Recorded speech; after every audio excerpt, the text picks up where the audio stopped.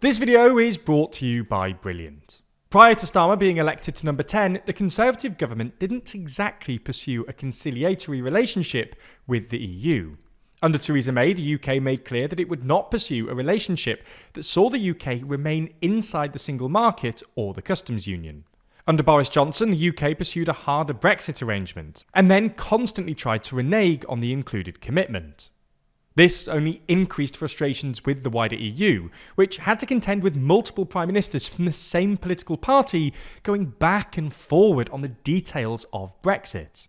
Unsurprisingly, Starmer came to power promising to reset this relationship.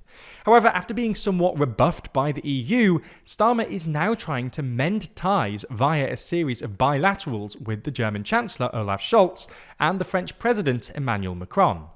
So in this video, we'll take a look at why Starmer is taking a different approach, and whether it will help him secure a better deal with the EU.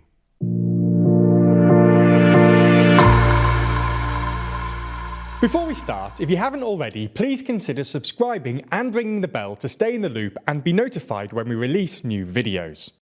Now, before we get into the video, I just wanted to point out that this is the 1000th video on the TLDR News UK channel. Having done this for over 6 years now, it's been amazing to watch the growth of the channel and the growth of the community, so thank you all so much for that. So let's start with a bit of context. We've done a handful of videos on Starmer's plans for UK-EU relations in the past, but the TLDR is that Starmer effectively wants an agreement in 3 key areas. An expansive security agreement, recognition of professional qualifications to facilitate better trade in services, and a veterinary agreement and an agreement on chemicals to smooth out cross-border goods trade. Unfortunately for Starmer, the EU didn't respond all that positively to his advances, responding with 8 demands for the UK to meet before negotiations could even begin. Now, the first 6 of these should be relatively easy for the UK to agree to. It's the final 2 that are probably causing headaches for Starmer. A mobility deal would play particularly badly for the pro-Brexit contingent in the UK, and would reignite questions about the single market and customs union. In terms of fisheries, the current agreement allows the EU conditional access to UK waters, although this is set to come to an end in 2026. The EU wants this extended. Doing so, though, would be a real concession from Starmer and risk restarting Brexit-era arguments about the UK fishing industry. Having been rebuffed by the EU, Starmer is now apparently trying a new tactic, using bilaterals with Scholz and Macron to get the Germans and the French on side and make negotiating with the wider EU easier. The hope seems to be that by having the leaders of 2 powerful countries in the EU on your side, they might push the EU leaders into toning down the demands made of the UK.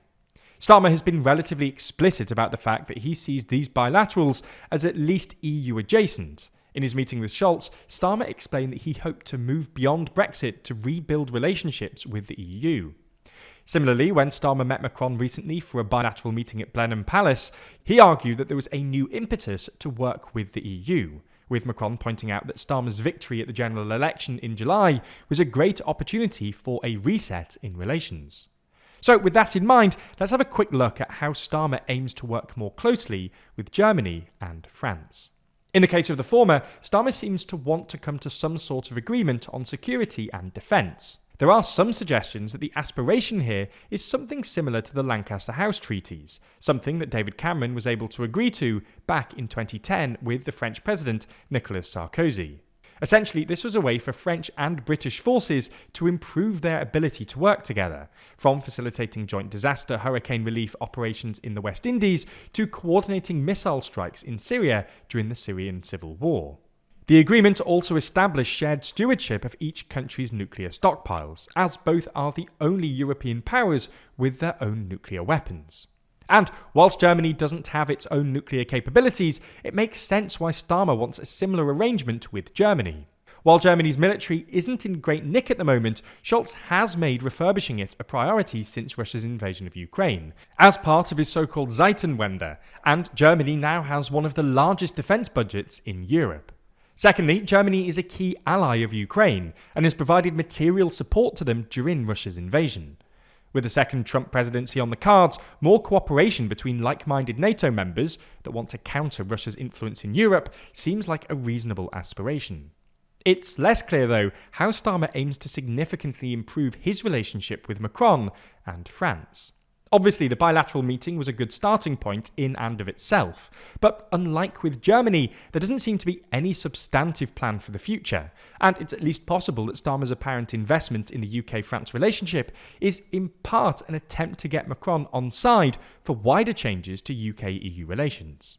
But if this is indeed Starmer's strategy, will it work? Well, there are at least two reasons to be sceptical. For starters, Scholz and Macron's power in the EU is waning. Support for Scholz's coalition has declined significantly, and just last week his Social Democrat Party got hammered in regional elections. He's now overwhelmingly likely to be replaced by Friedrich Merz's Christian Democrats at the next election. Similarly, Macron is far from popular at home, with his net approval rating currently hovering at around -40%. To be able to influence the EU, state leaders need to appear powerful at home, and to put it bluntly, neither Scholz or Macron are. And moreover, even if Macron and Scholz were powerful within the EU, there's a legitimate question about whether Starmer's strategy of buddying up to them would even work when it comes to negotiating with the EU itself. Many of the difficulties and hold-ups in the types of agreements that the Starmer government wants with the EU, such as the veterinary agreement, comes back to questions of the single market. It's doubtful that the EU will be convinced that it's in their interest to agree to this simply because Starmer has a closer relationship with Scholz and Macron. The UK has also tried going via Germany or France to get better concessions out of the EU before, and it didn't go so well. Most notably, David Cameron tried to convince Merkel to give him more concessions on freedom of movement before the Brexit referendum, but she turned him down.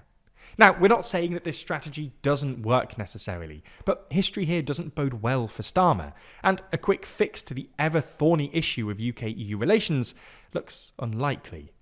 Ultimately, as often is the case with the EU, negotiations over the future relationship will probably be a long-winded process that unfolds over the next few years. With issues like these, it's often hard to come to the right conclusions. So if you want to improve your decision making, you'll want to check out Brilliant. Brilliant is where you learn by doing, with thousands of interactive lessons in maths, data analysis, programming, and AI. For instance, there's the Scientific Thinking course, which takes you on an interactive tour of our physical world. You'll engage with key scientific principles and theories, from simple machines like gears and pulleys to Einstein's special theory of relativity. It's not just a bunch of lectures either, with hands-on lessons that have you comparing circuits to understand voltage and current, playing snooker to learn the rules of collision, planning your itinerary for an intergalactic music festival on a space-time diagram, and more. That way you'll build your natural intuition while gaining deep knowledge of scientific principles. Find out more and to try everything Brilliant has to offer for free for a full 30 days,